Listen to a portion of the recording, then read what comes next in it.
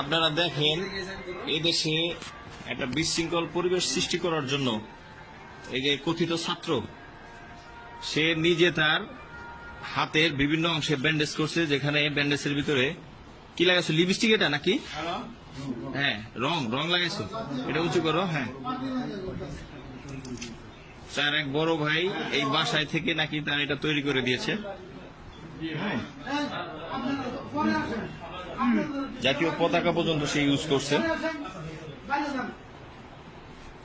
খোলেন, আপনি খোলেন।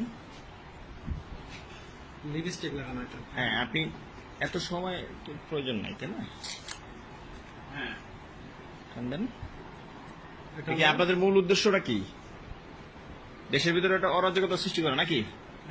হ্যাঁ, কি হলো? টানবেন, একজন একটু হেল্প করেন তো, আপনি হেল্প করেন। আচ্ছা, আমরা খুলতেছি। আপনার মুখটা একটু উঁচু করেন। আপনি যে ছাত্র নয়, আচ্ছা এইভাবে তো খোলা যায়।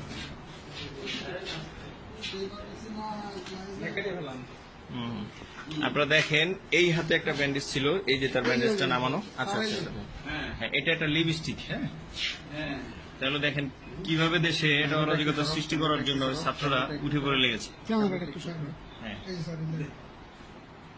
বুঝতে পারছি ভাই, এগুলো এটা তো বিষয়টা তো ছোট না। রং লাগায় বেঁধে দেয়, এই যে ছাত্রছাত্রীদেরকে উস্কানি দিচ্ছে আর মানুষের সিপিটিগুলো করাইতেছে, মানুষ ছাত্র পুলিশ মারতেছে, এইভাবে বলেন। আর এগুলো তো আপনার ভাই প্রচার করেন, ঠিক আছে?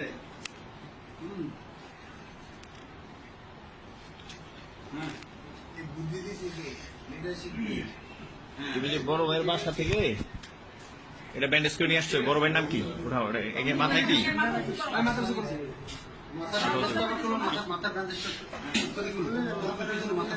হ্যাঁ, এই দেখেন এই ছেলের মাথার পিছনে যে ব্যান্ডেজটা